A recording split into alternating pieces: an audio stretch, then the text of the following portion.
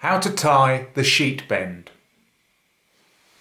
So in front of me, I've got the two ropes laid out that I want to join together using the sheet bend. The first thing we do is we get hold of our larger rope, and in our larger rope, we put a bight.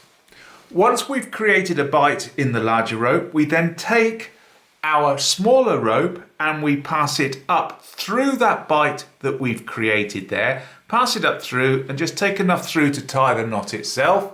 And then once we've done that, we take the working end of the smaller or red rope, we pass it down underneath, so it passes down underneath everything, and then we bring it round over the top.